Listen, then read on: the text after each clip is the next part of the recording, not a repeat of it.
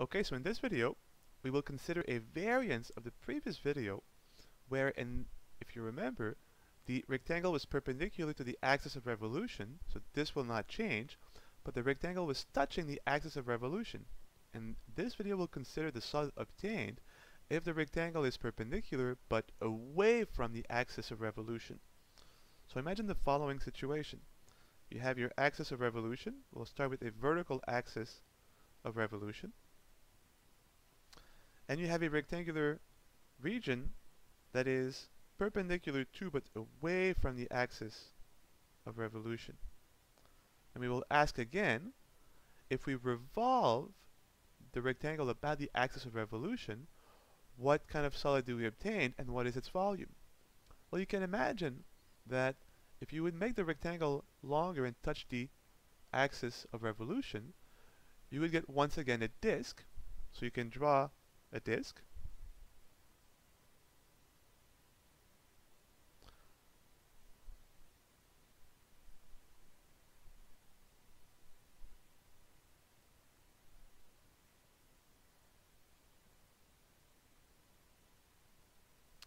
But the biggest change is now that the rectangle does not touch the axis, so we'll be missing the inner part of our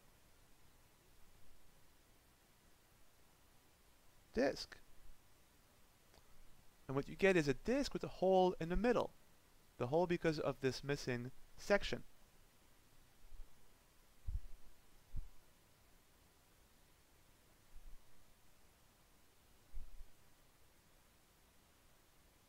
And you can clearly see, right, the center of your solid, the center of this washer, and again this is called a washer. The center is the axis of revolution. And as you revolve the rectangle that is perpendicular but away from the axis of revolution, you still obtain a disk, but where the inside is missing. That's why this is called a washer. So you ask, well, how can we find again the volume of such a solid? Well, if you think of it, it will be again the surface area times the thickness, the height of your disk. Well, this is something that is not changed from the previous video. The thickness of your disk is the width of the rectangle. The width is an infinitesimal change along the y-axis, so it is of course dy.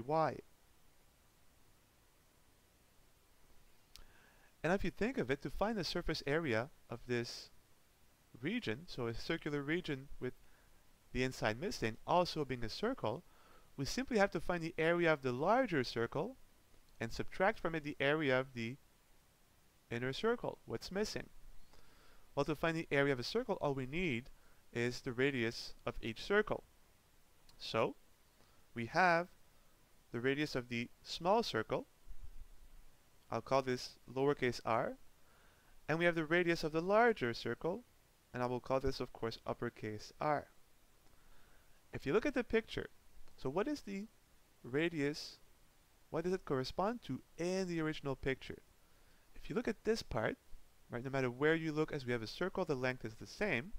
So we go from the center of our solid, which is the axis of revolution, to the first time that we touch the rectangle. So it will be from the axis of revolution to the first time we touch the rectangle, so axis up to here. And this will give you the inner radius of your washer, the small radius of the circle.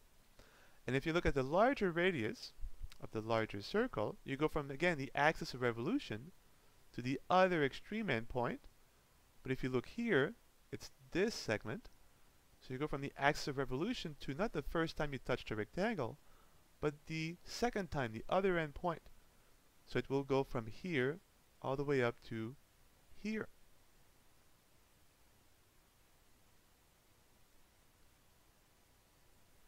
And now we're good to go.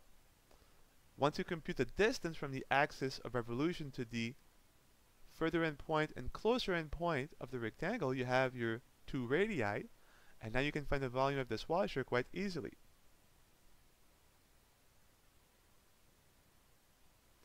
Well, we need the surface area of our washer. Again, area of the full circle, pi times the larger radius squared. But now we have too much. We have to remove the area of the smaller circle, as it is not part of our solid. Of course, the area of the smaller circle is pi lowercase r squared. So this is the surface area of our washer times the thickness will give us the volume. We can simplify a little bit, as both are multiplied by pi, so we can factor pi from the left and have pi times the larger radius squared minus the smaller radius squared dy. So there you go. So if you ever have a rectangle that is perpendicular but away from the axis of revolution, as you revolve the rectangle you obtain a disk where the center is missing. This is called a washer. The volume is quite simply obtained by doing pi, the larger radius squared, minus the smaller radius squared, times dy. Let's look now at a natural variance if the axis of revolution is now horizontal. Let's see how this will change the formula for the volume of our washer.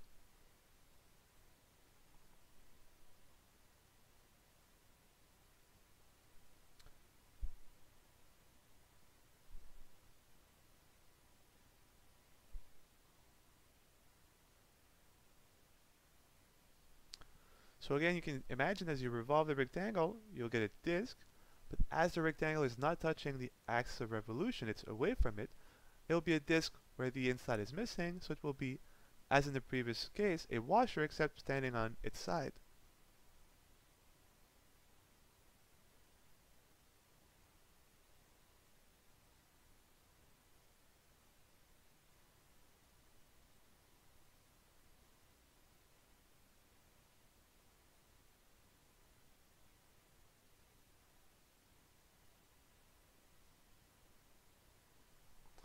So this is your rectangle. The center of your washer again is the axis of revolution.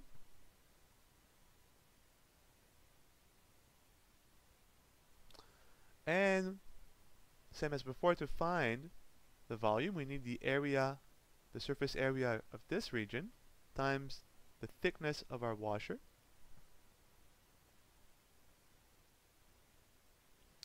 Well, the thickness is the width of our rectangle.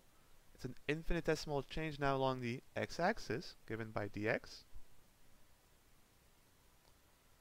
And we need again to find our two radii, the radius of the small circle, lowercase r, and the radius of the larger circle, uppercase r. Well, if you look at this picture right here, the radius again goes from the center to the edge of the first circle, so it's from here to here, so from the axis of revolution to the first time you touch the rectangle. So axis to the first time we touch the rectangle, this is the smaller radius, and the large radius goes from the center, the axis of revolution, to the other end point of the rectangle, so it will go from here up to here. And now we're good to go. We can find the volume quite easily, as we've done before. Is the surface area times the thickness of our washer. The surface area is obtained by doing the area of the larger circle minus the area of the small circle times, of course, the thickness. And now we have the volume. As before, we can factor pi from the left, and we're left with pi, the large radius squared minus the smaller radius squared times dx. And so you see the only difference is if you have a washer obtained by revolving a horizontal rectangle, the volume is pi large radius squared minus the small radius squared dy. If the rectangle is vertical and giving you a washer, it's the same formula, but instead of dy, the width, the thickness of your rectangle is given by dx. And that's it.